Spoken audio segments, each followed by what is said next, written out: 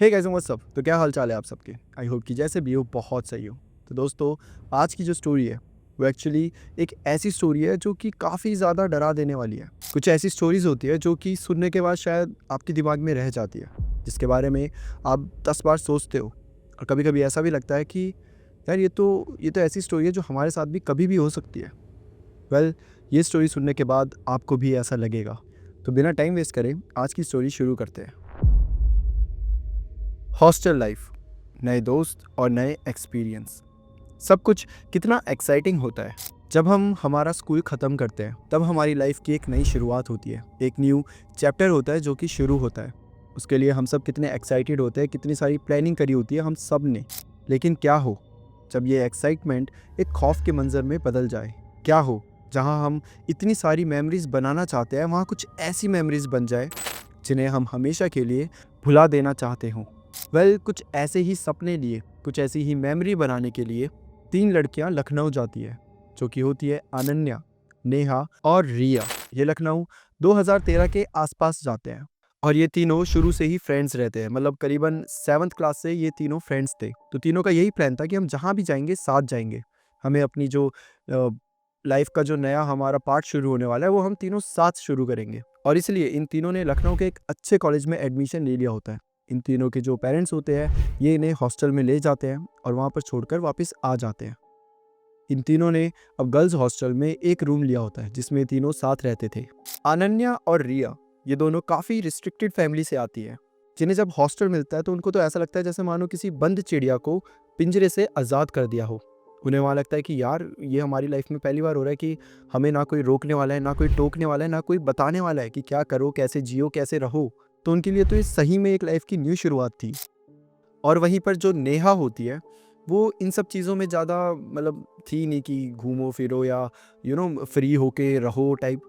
उसको था कि मैं बस पढ़ाई करना चाहती हूँ, मेरे को अपना फ्यूचर सिक्योर करना है। तो उसके लिए इतनी ज़्यादा एक्साइटमेंट वाली बात नहीं थी ये। वो थी कि चल ठीक है, हम हॉस्टल में आ गए, घर वाले नहीं है ठीक है, लेकिन हमें पढ़ाई में ही ध्यान देना है और कहीं ऐसी गलत जगह नहीं पढ़ना, ठीक है। तो नेहा का कुछ ऐसा टाइप का नेचर था। अच्छा, अब इनका जो हॉस्टल था उसमें टोटल 20 लड़कियां रहती थी। तो ये पहले 3 दिन जब जाते हैं वहाँ पे सबसे मिलते जुलते हैं। ये 3 दिन शुरुआत के थे और 3 दिन बाद इनकी क्लासेस शुरू होने वाली थी। तो ठीक है, पहला 3 दिन इनका ऐसे ही निकल जाता है, एक्सप्लोर करना, आगे पीछे की जगह देखना, जो बाकी लड़कियां हैं उनसे घुल मिलना, और ऐसे करते करते इनके निकल गए 3 दिन। अब पहली क्लास होती है, उसके लिए भी बहुत ज़्यादा एक्साइटेड थे। तो ये जल्दी जल्दी से तैयार होते हैं और फर्स्ट बेंच पे जाकर बैठ जाते हैं। जैसे होते नहीं कि मैम हम ही सबसे ज़्यादा पढ़ाकू है, ये तीनों भी वहाँ बैठ गए हैं। जबकि नेहा तो एक्चुअली थी, बट वो दोनों बस मज़े मज़े के लिए बैठी हुई थी। जब ये बैठी हैं, अब बाकी क्लासमेट्स भी आ रहे हैं। आधों को इन्होंने हॉस्टल में ही देख लिया है और आधे ऐसे हैं जिन्हें इन्हें कभी देखा भी नहीं, जो कि शायद हॉस्टल में ही नहीं रहते, आगे पीछे घर होंगे तो वहीं से आ रहे हैं। सबसे मिले जुले, अपने इंट्रोडक्शन करी, उनको जानने की कोशिश करी।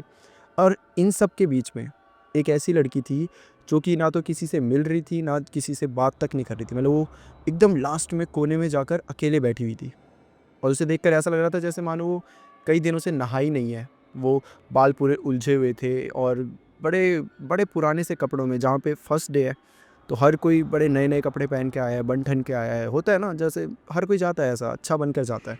वहीं पर वो लड़की ऐसी लग रही थी जैसे मान लो वो बस आ गई है, वो सो के उठ के आई है और बैठ गई है। नेहा ने भी उसे देखा, अनन्या और रिया ने भी देखा, और ये तीनों उसी के बारे में बात कर रहे हैं कि यार ये ऐसे कैसे कौन आ जाता है भाई पहले दिन में ही। और उसका थोड़ा मजाक भी उड़ा रहे हैं काइंड ऑफ। मतलब हो ही जाता है कि आपको कोई ऐसा दिख जाएगी, देखिए उसको, उसके बाल देखिए कैसे है, ऐसे टाइप का मजाक। वेल, टाइम बीतता है, क्लास ख़त्म हो जाती है। तो जो नेहा होती है वो सोचती है यार इससे एक बार जाके बात कर लूँ, क्योंकि क्योंकि नॉर्मली लोग ऐसा करते हैं कि आपके क्लासमेट्स हैं, सबसे जान पहचान होनी चाहिए। तो ये तीनों उस लड़की के पास जाते हैं और उससे बात करने की कोशिश करते हैं। ये बस बोल ही रहे थे अभी, मतलब रिया ने बोलना ही चालू किया था कि हम, मेरा नाम ये है, ये हम वहाँ से आए हैं करके। तब तक वो लड़की सट्ट करके वहाँ से निकल गई। और ये तीनों ऐसे हो गए कि अबे पागल वागल है क्या, कि क्या था ये, हम बस अभी अपना इंट्रोडक्शन ही कर रहा है और ये लड़की ऐसे निकल के भाग गई। ठीक है, इन्हें बड़ा अजीब लगा, बट इन्होंने इग्नोर करा, छोड़ो यार अब उसे नहीं करनी बात तो हम क्या करें, ये बोलकर अब ये तीनों अपने में मगन हो गई, चले गए और अपना जो कैंपस है पूरा वो एक्सप्लोर कर रहे हैं। एक्सप्लोर करने के बाद अब ये तीनों अपने हॉस्टल वापस आ जाते हैं। तो जो नेहा होती है वो तो आराम से रेस्ट कर रही होती है और बोलते हैं यार शाम को जो मैं, मतलब आज जो पढ़ाया हमें, जो भी कुछ किया, मैं उसका रिवीजन करूँगी। वहीं पर जो बाकी दो होती है बोलती तू पागल वागल है क्या, हम इतनी दूर आए हैं, पहली बार आए हैं, थोड़ा घूमते हैं फिरते हैं, ग्रुप्स बनाते हैं, जाते हैं यहाँ वहाँ। नेहा बोलती नहीं यार मुझे इन सब चीज़ों में बिल्कुल इंटरेस्ट नहीं है, तुम लोग करो। तो उनके हॉस्टल में नीचे जो लड़कियाँ थी उनके साथ ग्रुप बना ही हुआ था, तो वो दोनों बोलते हैं हम तो भाई घूमने वूमने जा रहे हैं, तू पढ़ती रहे आराम से, ठीक है, और हम रात को आएंगे, लेट नाइट आएंगे, तो बस दरवाज़ा खोल दियो। नेहा बोलती जैसा सही लगे। अब ये दोनों अपने नीचे वाली जो नीचे रूम में रहती थी लड़कियाँ उनके साथ चले जाती हैं। नेहा अपने रूम में अकेले बैठकर वही पढ़ाई वढ़ाई कर रही है, थोड़ी सी उसे बुक्स पढ़ना भी अच्छा लगता था, नॉर्मली जो नॉवेल्स होते हैं एंड ऑल, तो वो उन्हें पढ़ रही थी। अब नेहा अपने रूम में पढ़ाई कर रही थी कि तभी उसके टेबल के पास एक विंडो थी, तो वो विंडो से बाहर देखती है तो उसे दिखता है कि वही लड़की जो उसको सुबह वो कोने में बैठी हुई लड़की नहीं मिली थी, जो बड़ी अजीब सी दिखती थी और ऐसे पुराने से कपड़ों में आ गई थी, वो लड़की उसे दिखती है और वो नीचे पार्क में ऐसे टहल रही थी। और इस पार्क में बहुत सारे लोग टहलते रहते हैं, क्योंकि ये पार्क है तो नॉर्मली लोग ऐसे कॉल में बात कर रहे हैं, खाना वाना खाने के बाद यहाँ वहाँ टहलने आ जाते हैं। तो उनमें से ही एक वो लड़की भी टहल रही थी, उसके काफ़ी लंबे और घने बाल थे। तो नेहा उसे देखती है और नेहा को ऐसे ही उसे देख के मन करता है कि यार मैं भी जाके पार्क में टहल लूँ थोड़ा सा, क्योंकि ऐसी जगह में अक्सर आपको शांति मिलती है थोड़ी सी टहलने से, और खुला वातावरण है, अच्छी खासी खुशबू आ रही है, तो ठीक है, पेड़ पेड़ पौधों के बीच में बड़ा मज़ा सा आता है। मतलब मेरे को तो पर्सनली बड़ा मज़ा आता है। मैं अभी भी अगर अपना बताऊँ तो दिल्ली में जहाँ किसी को क्लब में जाना बड़ा मज़ा आता है, मैं क्लब कभी गया ही नहीं, मैं सिर्फ एक बार गया और मैं, हाँ, यहाँ पे संजय वन करके है, या फिर यहाँ पे एक, या फिर बर्ड सेंचुरी है, मैं वहाँ जाता हूँ और भाई मज़ा आता है। और वैसे ही नेहा के भी था कि ठीक है मैं भी जाऊँगी, मस्त अपना घूमूंगी, थोड़ा सा टहल लूँगी, मन हल्का हो जाएगा।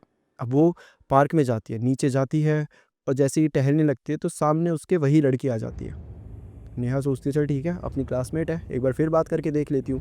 वो भूल गई थी सुबह कि ये भाग गई थी, अजीब सी लड़की है, उसको बस यही लगा कि चल ठीक है एक बार फिर से बात करके देखती हूँ। अब नेहा जैसे उस लड़की के पास बात करने के लिए जाती है, वो लड़की फिर से उसे देख के एकदम से डर के भाग जाती है। नेहा को बहुत अजीब लगता है कि भाई मैं पागल वागल हूँ क्या, या इसे मेरे अंदर ऐसा क्या दिख रहा है भाई, कि मतलब वो ऐसे भाग जा रही है, मतलब वो ठीक तो है, सही में पागल लग रही है मुझे तो। और नेहा का सही में मूड ख़राब हो जाता है इस बार, और वो वापस अपने रूम में आ जाती है और बस बैठी हुई है। अब जो अनन्या होती है वो अपना जो फ़ोन होती है वो भूल गई थी, तो वो बेड में ही पड़ा हुआ था और अनन्या के फ़ोन में कॉल आने लगती है। नेहा उठाकर देखती है तो अनन्या की मम्मी की कॉल थी, जो कि रात को नॉर्मली करती है कि बेटा खाना खा लिया एंड ऑल। अब नेहा सोचती है यार अब आंटी को सब कुछ बताऊंगी, ये बाहर घूमने चली गई है चौथे ही दिन, तो फिर उन्हें बड़ा बुरा लगेगा और अजीब भी लगेगा, क्योंकि गांव के लोग हैं इतना अच्छे से नहीं समझते सब चीज़ें। तो अनन्या कॉल उठाती है और बोल देती है कि आंटी वो तो वॉशरूम में है करके, और आएगी तो मैं आपकी बात करा दूंगी। ठीक है, ये बात ख़त्म। अब वो फ़ोन रखती ही है कि अचानक से उसे उसे ऐसा लगता है, उसको ऐसा फील होता है कि कोई तो रूम के बाहर खड़ा है, और बस खड़ा है, और मतलब जैसे परछाई नहीं होती थोड़ी सी अंदर की साइड भी आ रही है, उसे दिख रहा है कि हाँ यार कोई तो बाहर खड़ा है। तो नेहा नॉर्मली उठती है और डोर खोलकर देखती है कि आखिर कौन है। उसे लगता है कि दोनों वापस आ गई हैं। जैसे वो डोर खोलती है वो देखती है कि जस्ट रूम के बाहर वही लड़की खड़ी थी, एक एक अजीब सी क्रीपी सी स्माइल के साथ, बहुत क्रीपी तरीके से उसे देख रही थी। और नेहा को बड़ा अजीब लग रहा था कि ये यहाँ क्या कर रही है, मतलब कोई सेंस ही नहीं बनाता इसके मेरे रूम के बाहर खड़े होने का। वेल नेहा उससे पूछती है कि कुछ चाहिए तुम्हें, जिस पर कुछ नहीं कह रही, वो बस देख रही है। और नेहा उससे बात करने की कोशिश करेगी, भाई कुछ बोल दे, तू मुझे देख के भागी क्यों, तुझे मतलब तू ठीक है, तुझे क्या चाहिए। कुछ नहीं बोल रही, बस खड़ी है वहाँ पर। नेहा अपना दरवाज़ा बंद कर देती, बोलती पागल वागल है, छोड़ो भाई से। वापस आके अपना बुक पढ़ने का ट्राई करती है, लेकिन बुक पढ़ ही नहीं पाती। उसका दिमाग वहीं घूम रहा है कि ये कौन है भाई, कहाँ से आ गई है ये, पहले दिन से ये अजीब सा बिहेव कर रही है, क्या क्या दिक्कत है इसको। नेहा ये सभी सोचे कि तभी तभी अचानक से अनन्या की वापस से कॉल आ जाती है, जो कि होती है उसकी माँ की, अनन्या के फ़ोन में। तो नेहा फिर से फ़ोन उठाती है कि हेलो आंटी जी। तब तक जो अनन्या की मॉम है वो बहुत बहुत गुस्से में नेहा को डांटने लग जाती है। बोलती है कि वो दोनों तो बाहर घूम रही है, तो तुमने मुझे ऐसा क्यों बोला कि वो अभी वॉशरूम में है और वापस आ जाएगी, तुम झूठ बोल रही हो मेरे से, तुमसे मैंने ये एक्सपेक्ट नहीं करा था नेहा, तुम पे मैं विश्वास करती थी। और ये बोलकर वो फ़ोन काट देती है। नेहा को बड़ा अजीब लगता है, नेहा को लगता है कि यार मैंने तो जो भी किया अपनी दोस्त के अच्छे के लिए किया, उल्टा मैंने ही सुन लिया। अब ऐसा हो सकता है कि शायद रिया ने बता दिया हो, मतलब उसे कॉल गई हो तो उसने बता दिया हो कि हाँ हम बाहर घूम रहे हैं, जो भी है। लेकिन नेहा को बुरा तो लगता ही है, क्योंकि ऑब्वियसली अपने दोस्त के घर वालों से डांट खाना इज़ कॉमन, बट जब भी पड़ती है बुरा लगता है। तो ठीक है, नेहा को बुरा लग ही रहा था कि तभी तभी अचानक से वो दोनों अब रूम के बाहर खड़ी हो जाती है, रिया और अनन्या। नेहा दरवाज़ा खोलती है तो वो लड़की तो नहीं थी, बट ये दोनों थी, तो ये दोनों वापस रूम में आ गई हैं। नेहा का मूड ख़राब हुआ पड़ा है। वो दोनों भी आती है, वो दोनों काफ़ी अच्छे मूड में थी। अब वो दोनों आके नेहा को बोलते कि क्या हो गया तेरा मूड इतना सड़ा हुआ क्यों है? तो नेहा पूरा बताती है कि अरे यार वो लड़की नहीं थी सुबह वाली, वो मिली थी, अजीब सी ही है भाई, एकदम से मेरे रूम के बाहर आ गई, हंसने लग गई क्रीपी तरीके से, समझ ही नहीं आता उसे क्या दिक्कत है हमसे। तो वो दोनों बड़े मतलब शॉक होकर एक दूसरे को देखते हैं और वो बोलते हैं कि यार ऐसी अजीब तो नहीं है वो। नेहा बोलती क्या बात कर रही हो, सुबह देखा नहीं था तुमने, बात करते कैसे भाग गई थी। तो रिया बताती है कि यार अभी हमें नीचे मिली वो और उसने हमसे बड़े अच्छे से बात करी, हमें ग्रीट करा, हमसे पूछा कि आप लोगों ने खाना खा लिया क्या, और मतलब बहुत अच्छे से बात करा। और फिर आगे इन्होंने बताया कि उस लड़के का नाम दिव्या है। तो नेहा बोलती है कि यार अगर उसने तुमसे इतने अच्छे से बात करी तो मेरे से क्या दिक्कत है, मेरे को देख के क्यों भाग जाती हो हर बार, मेरे में कोई मतलब उसे क्या दिखता है ऐसा। तो वो दोनों हंसने लग जाती है कि यार पता नहीं भाई तुझसे डरती होगी या तो कुछ तुझमें कुछ ऐसा देख लिया होगा भाई, तू लगती तो है थोड़ी सी भूतनी टाइप। नेहा बोलती छोड़ो यार, होगा कुछ भी, जाने दो। अच्छा जो दिव्या थी वो इन्हीं के फ्लोर के नीचे वाले फ्लोर में रहती थी। अब ये दोनों बैठी हैं, अनन्या को वापस से उसकी मॉम की कॉल आती है। अनन्या कॉल उठाती है तो सीधा वही गालियाँ वालियाँ पड़ती है मम्मी से। तो अनन्या को ऐसा लगता है कि ये नेहा ने सब कुछ बता दिया, क्योंकि रिया की कोई बात नहीं हुई है किसी से भी।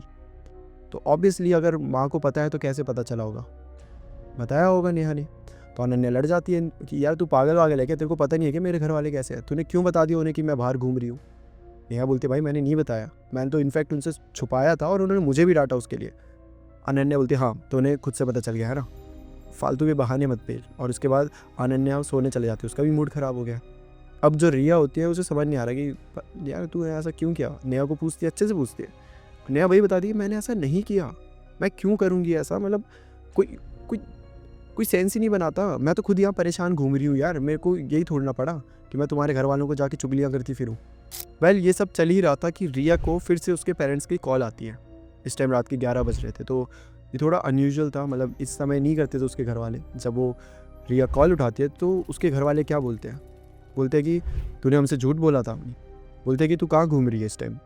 रिया बोलती कहीं नहीं, मैं तो अपने रूम में हूँ। बोलते अच्छा, हमें तो नेहा ने बताया कि तू बाहर घूम रही है। रिया एकदम ऐसे नेहा को देखते है गुस्से में कि नेहा ने बताया मतलब। तो बताते हाँ हमारी नेहा से बात हुई, हमें तो नेहा ने बताया कि तू बाहर घूम रही है, तो हमसे झूठ बोलती है, सुधर जा, तू वहाँ जाते ही मतलब ये सब करना चालू कर दिया, और ऐसे ऐसे कर और ऐसे कर करके बहुत सुनाया रिया को। अब रिया बहुत ज़्यादा गुस्सा है कि तूने पहले अनन्या के घर वालों को बताया, फिर मेरे घर वालों को ये सब बताया, क्यों। और नेहा को समझ नहीं आ रहा है ये दोनों क्या कह रही हैं, ये मतलब पागल वागल हो गई हैं कि क्यों ऐसा बोल रही हैं। मैंने किसी को नहीं बताया भाई। और अब नेहा कोई प्रूफ भी नहीं कर सकती क्योंकि रिया के तो घर वालों ने बोल दिया कि हमें नेहा ने बताया। बट ये सब चल ही रहा था कि तभी वहाँ पर दिव्या आ जाती है। दिव्या नॉक करती है और ये जब गेट खोलते हैं तो दिव्या वहीं होती है। और दिव्या बोलती है कि क्या हुआ, मैं कोई गलत टाइम पे आ गई क्या। नेहा का दिमाग ख़राब हुआ पड़ा, उसने बोला हाँ भाई गलत टाइम पे आई है, क्या चाहिए तेरे को। लेकिन जो बाकी तो होती है बोलती है अरे इसको इग्नोर करो, ये इसका मूड ख़राब है, तुम बताओ तुम क्यों आई हो यहाँ पर। तो बोलते हैं कि अरे कुछ नहीं, वो आप लोगों के लड़ने की आवाज़ आ रही थी मतलब बाहर तक, तो मैंने सोचा एक बार पूछ लूँ सब कुछ सही तो है ना, कुछ मतलब कुछ टेंशन तो नहीं है ना। तो नेहा को और मतलब और गिलपन हुई है कि भाई नहीं है भाई, क्या हो गया, सबको क्यों पढ़ना है इन सब चीज़ों में, नहीं है भाई तू जा। उस पर रिया और वो बोलते हैं कि यार ऐसा कुछ नहीं है, ये पागल ने हमारे घर पे बता दिया सब कुछ, अब तुम ही बताओ ये कोई सही चीज़ है, हम पहली बार यहाँ पर आए, अब घर वाले क्या सोचेंगे हमारे बारे में। तो जो दिव्या होती है वो इन दोनों को क्या बोलती है, ये बोलती है कि मुझे लगता है ना कि आपकी ये जो दोस्त है ना, ये मतलब आपसे जलती है, वो खुद तो जाती नहीं है लेकिन अब उसे अच्छा नहीं लग रहा है कि आप लोग भी इंजॉय कर रहे हो, तो मुझे लग रहा है कि उसने गलत तो किया बताकर। नेहा को समझ नहीं आ रहा है कि लड़की क्यों इतने मैटर में पड़ रही है, इसका क्या हक है ये सब बोलने का। भाई हम तीनों 7वीं क्लास से दोस्त हैं, हम सॉर्ट आउट कर लेंगे, ये कौन है कल की आई हुई, कल की भी नहीं आज की आई हुई।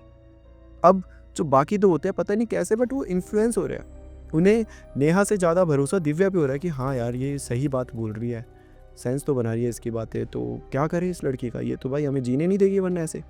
तो दिव्या बोलती है कि एक काम करते हैं, आप दोनों मेरे रूम में आ जाओ, मैं अकेली रहती हूँ और इसको यहाँ रहने दो, नहीं तो इसके साथ आप जब भी रहोगे ये तो कुछ ना कुछ करती रहेगी। और पता नहीं क्या हो गया इन दोनों लड़कियों को, ये अपने 7वीं क्लास की दोस्त पे विश्वास ना करते हुए इस लड़की पे विश्वास करते हैं और अपना सारा सामान उठाकर इस लड़की के साथ शिफ्ट हो जाते हैं। मतलब कि रिया और अनन्या अब दिव्या के साथ रहने लगी और नेहा पूरे रूम में अकेली। नेहा को गुस्सा भी आ रहा है लेकिन उसे ये समझ ही नहीं आ रहा है कि ये क्या हुआ, मतलब कि मेरे दोस्त मुझे छोड़कर किसी और के पास चले गए, ये ज़्यादा हर्ट कर रही है। मतलब जो फॉल्स एक्यूजेशंस उस पर हुई वो सब ठीक है एक जगह, लेकिन मेरे दोस्तों ने मेरा साथ छोड़ दिया और यहाँ आते हम इतने दूर आए हैं अपने घर वालों से अलग होकर, क्योंकि हमने हमने सोचा था साथ रहेंगे, साथ एंजॉय करेंगे, लेकिन मेरे दोस्त मुझे छोड़कर चले गए। नेहा को गुस्सा भी आ रहा है, लेकिन उसे ऐसा हो रहा है कि छोड़ो, जाने दो, मैंने जब कुछ गलत किया ही नहीं तो मैं क्यों दुखी हूँ। वो अपनी वापस से किताबें निकालते बोलते मैं पढ़ाई पे ध्यान दूंगी, भाई इन सबको छोड़ो, 3 साल कैसे तो करके पढ़ाई करके काटने हैं, भाड़ में जाए सब। और अब धीरे धीरे दिन बीतने लग जाते हैं। अनन्या और रिया, जो कि ब्राह्मण फैमिली से बिलोंग करती थी, वो जाने पता नहीं कहाँ से वो अब ड्रिंक भी कर रही है, वो चिकन भी खा रही है। मतलब ठीक है, मतलब ये सबका अपना इंडिविजुअल है कि कोई भी कुछ भी करे, लेकिन ये बिल्कुल कॉमन नहीं था, क्योंकि वो नफरत करती थी इन चीज़ों से। उन्हें मतलब उनको अगर सामने भी कोई खाता हुआ दिख जाए तो ऐसे कहती थी यार यहाँ से उठ जाते हैं भाई, क्योंकि उन्हें सुगंध भी आती थी ना, तो उन्हें उल्टी आने लग जाती थी, ऐसा था। लेकिन अब वो चिकन भी खा रहे हैं, वो दारू भी पी रहे हैं, वो नए नए लड़के उनके दोस्त बन रहे हैं, वो रातों रात उनके साथ घूम रही है। तो नेहा को कहीं ना कहीं उन दोनों की टेंशन भी होती थी, यार क्लियर दिख रहा है कि आपके दोस्त एक गलत संगत में पड़ रहे हैं, आपको क्लियर दिख रहा है कि आपके दोस्त ऐसे थे ही नहीं, और वो जो बन रहे हैं वो बहुत गलत हो रहा है उनके साथ, और उनको कहीं ना कहीं वो फ्यूचर में बहुत बहुत ज़्यादा नुकसान देगा। तो नेहा को एक टेंशन तो होती थी अपनी दोस्तों को लेकर।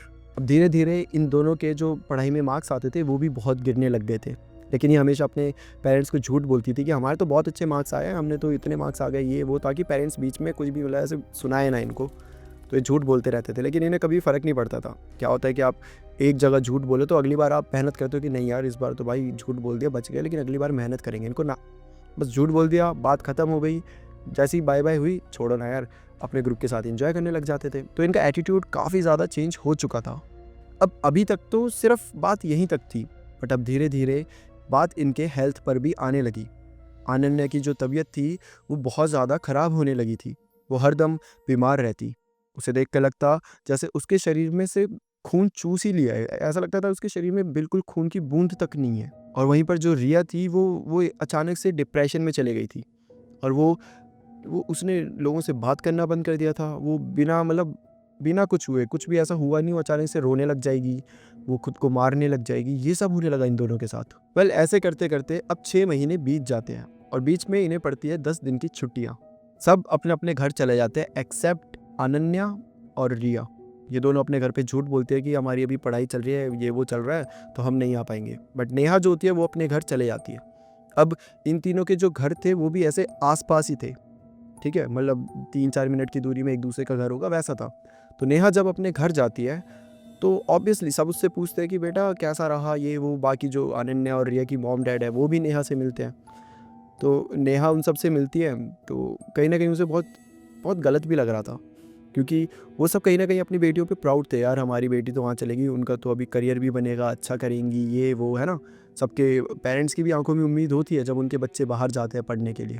उनके लिए ये कोई छोटी बात नहीं है कि इतनी दूर बच्चा गया है पढ़ने। तो उनको तो ऐसे ही था कि यार हमारी बच्चियाँ वहाँ पे बहुत अच्छा कर रही हैं। बट रियलिटी क्या थी वो सिर्फ नेहा को पता था, और नेहा को बहुत गलत लग रहा था कि यार ये तो अपने माँ बाप के साथ धोखा देना हुआ ना, कि आपके माँ बाप यहाँ पर इतने ज़्यादा प्राउड फील कर रहे हैं, एक गलत फहमी में जी रहे हैं, एक मतलब उनके दिमाग में वो ख्याली पुलाव बन रहा है जो शायद कभी असली हो ही नहीं सकते। जो हकीकत इन्हें पता चलेगी तो इन्हें कितना बुरा लगेगा।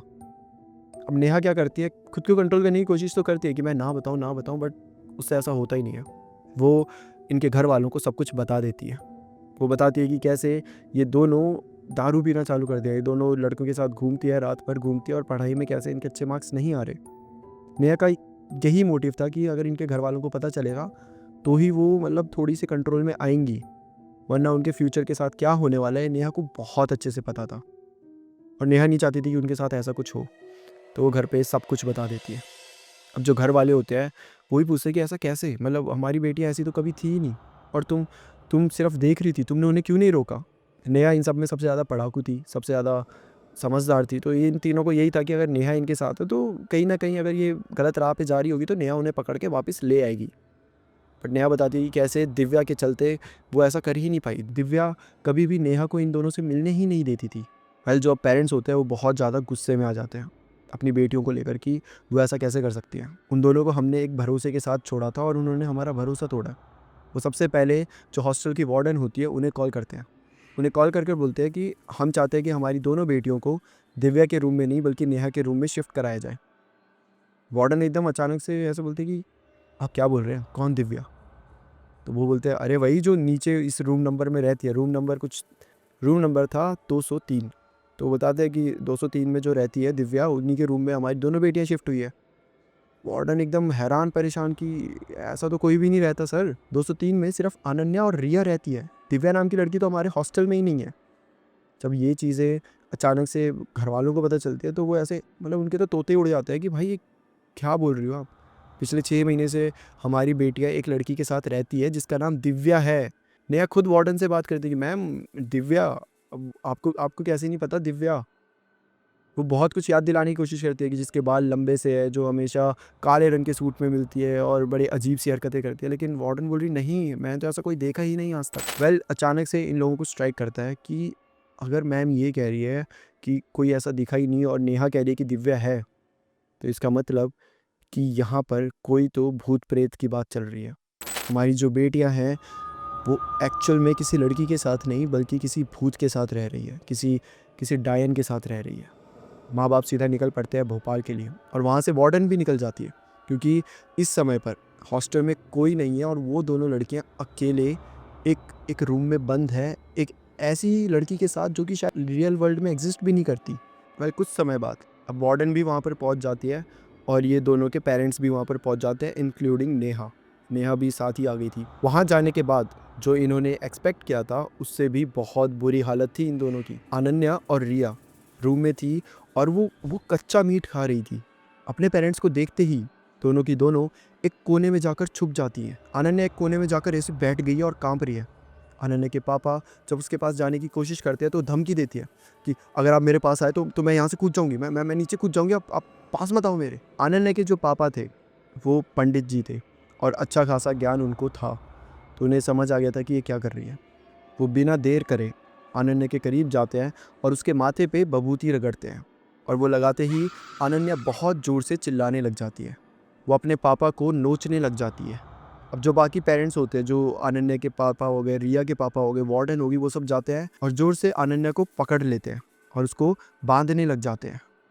उसके बाद यही सेम वो रिया के साथ भी करने जाते हैं, बट देखते तो रिया रिया है ही नहीं यहाँ पर। वो रिया को ढूंढते हैं तभी उनकी नज़र ऊपर पड़ती है। रिया अलमीरा के ऊपर ऐसे बैठी हुई थी और वहाँ से हंस रही थी, बहुत बहुत ही अजीब तरीके से हंस रही थी। अब जैसे रिया के पापा रिया को देखते हुए बोलते हैं कि बेटा प्लीज़ नीचे आ जा।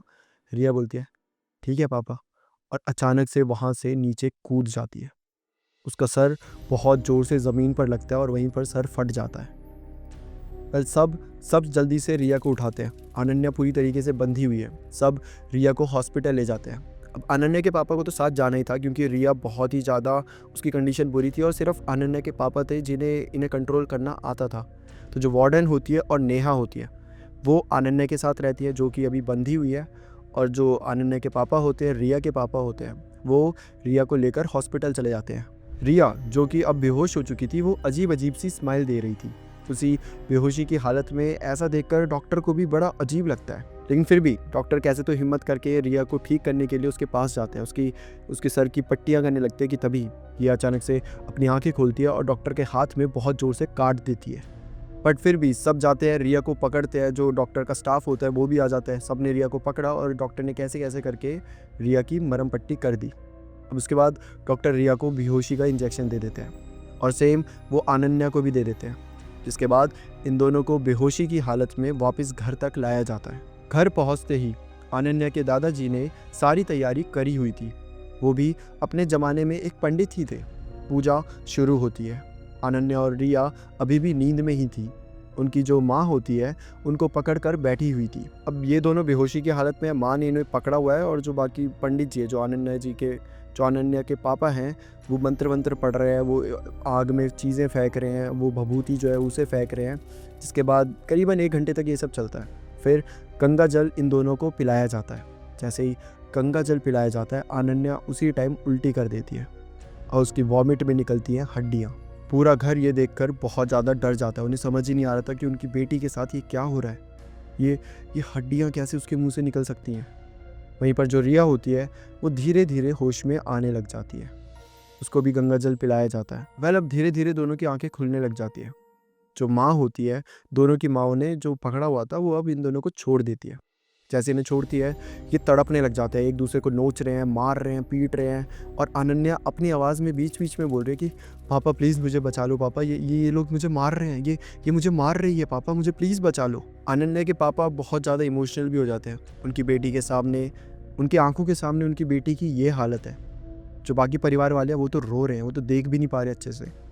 नेहा ये सब देख के बहुत ज़्यादा डर चुकी है। उसको तो समझ ही नहीं आ रहा कि ये क्या चल रहा है। और जो अनन्या के पापा है वो, उनकी आंखों में क्लियर दिख रहा है कि जैसे मानो कि वो बस डटे हुए हैं कि नहीं, मुझे पूजा पूरी कंप्लीट करनी है।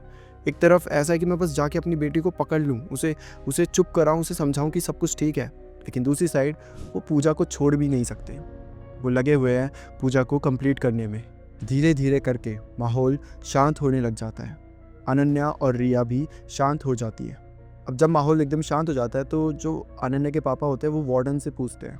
अच्छा, वार्डन भी यहाँ पर इनके साथ ही आई हुई थी। वार्डन को भी कहीं ना कहीं वो रिस्पॉन्सिबिलिटी लग रही थी कि नहीं यार, ये सारे मेरे बच्चे हैं, है ना, मेरे बैच के बच्चे हैं, इनमें से एक को भी कुछ भी हुआ तो मेरी रिस्पॉन्सिबिलिटी है। और जो भी इनके साथ हुआ है वो हॉस्टल में हुआ है। तो वार्डन भी इन्हीं के साथ इनके घर तक आ चुकी थी। अब जो अनन्या के पापा होते हैं वो वार्डन से पूछते हैं कि आखिर क्या स्टोरी है, क्या है उस ऐसा रूम में जो हमारी बच्चियों को इस कदर उसने काबू कर लिया और इन पर मतलब इस तरीके से हावी हो चुका है। तो वार्डन बताती है कि उस रूम में 1 साल पहले एक लड़की ने खुद की जान ली थी। उस समय पर वार्डन न्यू थी, उसे उस लड़की के बारे में पता नहीं था और पुरानी वार्डन ने बताया भी नहीं। और पुरानी वार्डन ने बस हल्का फुल्का बताया, ऐसे एकदम क्लियर कुछ भी नहीं बताया था। दरअसल जो कॉलेज था उन्होंने यही स्ट्रिक्टली मना करा हुआ था किसी को भी इस चीज़ के बारे में बताने से। ऑब्वियसली ये बड़ी बड़ी यूनिवर्सिटीज़ यही काम करती है, इनके कॉलेज में कुछ भी हुआ उसे दबाने का ही काम करती है। कोई भी सामने आकर कभी नहीं बताएगा ये सारी चीज़ें। ठीक है, जो नई वाली वार्डन थी उन्होंने बस ऐसे सुना था कुछ पुराने बच्चों से, कुछ वो पुरानी जो वार्डन है उनके मुंह से कि यहाँ कोई लड़की थी जो रहती थी और उसने ऐसा कुछ कर लिया था। लेकिन उससे ज़्यादा उन्हें भी कुछ नहीं पता था। वह ऐसे करके ये रात बीत जाती है। अगली रात होती है और ये दोनों थोड़ा बहुत अब ठीक हो गई। ऑल्दो वो बहुत ज़्यादा वीक है, ऐसा लग रहा है उनकी शरीर में बिल्कुल भी ताकत नहीं है। उनको लिटरली सहारा देना पड़ रहा है कहीं चलाने के लिए भी। अगर उन्हें कहीं चल के जाना है तो उन्हें किसी का सहारा लेना पड़ेगा, ऐसी हालत हो गई थी उनकी। लेकिन अब वो ऐसा नहीं लग रहा था कि पोजेस्ड है। अब वो लग रहा था कि ठीक है, जो भी इनके अंदर था, जो कुछ भी था वो जा चुका है। अब जो रिया के पापा होते हैं वो बोलते हैं कि अगर हम दोनों की बच्चियों को ऐसा हुआ तो नेहा कैसे बच गई, ये तीनों तो हमेशा साथ रहती थी। तो नेहा बोलती है मुझे नहीं पता, बस दिव्या जब भी आती थी वो इन दोनों से ही बात करती थी, मेरे से तो वो भाग जाती थी। जब भी मैं उससे बात करने जाऊँ बस भाग जाती थी। तभी जो अनन्या के पापा होते हैं जो कि पंडित है, उनकी नज़र नेहा के हाथ में पड़े धागे पे जाती है और वो धागा होता है भैरव बाबा का। और तभी अनन्या के पापा समझ जाते हैं। वो बोलते हैं कि वो नहीं चाहती थी कि तुम, मतलब कि नेहा उन दोनों के साथ रहे। दिव्या चाहती थी कि नेहा अलग हो जाए ताकि वो इन दोनों पर कब्जा पा सके, ताकि वो इन दोनों को कंट्रोल कर सके। जब तक नेहा इन दोनों के साथ रहती, दिव्या ऐसा नहीं कर पाती क्योंकि उसके हाथ में भैरव बाबा जी का धागा है जो कि नेहा को तो प्रोटेक्ट कर ही रहा था, बट नेहा के साथ साथ जो भी आसपास होता उनको भी प्रोटेक्ट करता। दिव्या कभी भी पास जा ही नहीं पाती नेहा के, और इसीलिए उसने ऐसा खेल रचा जिससे कि नेहा और इन दोनों के बीच दरार आ जाए। और उसके बाद जो हुआ आप सबको पता ही है। इसके बाद अब दिन बीत जाते हैं और देखते ही देखते रिया और अनन्या दोनों अच्छी खासी फिर से पुरानी तरीके से हो जाती है, फिर से हेल्दी थी और धीरे धीरे अपने कंट्रोल में आने लगी थी। मतलब अब उन्हें किसी के सहारे की ज़रूरत नहीं पड़ती थी, अब वो नॉर्मल हो चुकी थी। जिसके बाद वापस से अब 14-15 दिन ही लगते हैं इन्हें मतलब पूरा ऐसे रिकवर होने में। इसके बाद वापस ये तीनों हॉस्टल चले जाती हैं और ये दोनों नेहा से बहुत ज़्यादा माफ़ी मांगते हैं। जो भी इन्होंने करा नेहा को लेकर, उस पर ट्रस्ट नहीं करना, उससे दूर हो जाना, उसे अकेला छोड़ देना, उन सब के लिए माफ़ी मांगती है। और नेहा भी समझती है क्योंकि जो भी उस टाइम ये चीज़ें कर रही थी, ये ऐसा नहीं था कि ये खुद से कर रही थी, मोर लाइक कि इनसे वो चीज़ें कराई जा रही थी। इनके जो माइंड में ख्याल आते थे वो उनके माइंड में डाले जा रहे थे। ये जो सोचती थी ये खुद से नहीं सोच रही थी, वो जो एंटिटी थी वो इन्हें वैसा सोचने पर मजबूर करती थी। तो नेहा भी ये सारी बातें समझती है। जिसके बाद ये दोनों वापस से नेहा के साथ ही रह रहे हैं और जो वो रूम नंबर उस पर ताला लग चुका है, उस पर अब कोई भी नहीं जाता। ऑल्दो वार्डन ने मना किया कि प्लीज़ यार ये पूरी बात किसी बाकियों को मत बताना। इसलिए नहीं कि वो ये बात दबाना चाहती हैं, बट इसलिए क्योंकि एक अजीब सी जब रूमर्स फैलते हैं तो गंदे ही फैलते हैं। फिर पूरे हॉस्टल भी खाली हो जाएगा, पता भी नहीं चलेगा, सब लड़कियां चले जाएंगी, कोई भी नहीं रहना चाहेगा। किसी को भी नहीं पसंद कि भाई हमारे बगल वाले रूम में कोई ऐसी हॉन्टेड चीज़ें होती है या वहाँ कोई ऐसे लोग रहते हैं या फिर वहाँ पर कोई ऐसी आत्मा रहती है। तो इसलिए वार्डन ने मना किया और ये तीनों भी समझते हैं इस बात को, इसलिए इन्होंने किसी से भी ये चीज़ें शेयर नहीं करी। तो दोस्तों ये थी नेहा की स्टोरी, ये थी नेहा के साथ उसकी दो दोस्त रिया और अनन्या की स्टोरी। एंड आई होप कि आपको स्टोरी पसंद आई हो। अगर आपको स्टोरी पसंद आई हो और अगर आप इस चैनल पर नए हो तो आप बाकी वीडियोज़ भी चेकआउट कर सकते हो। Well that's it for today. फिर मिलते हैं किसी और टॉपिक के साथ। तब तक के लिए bye bye and take care.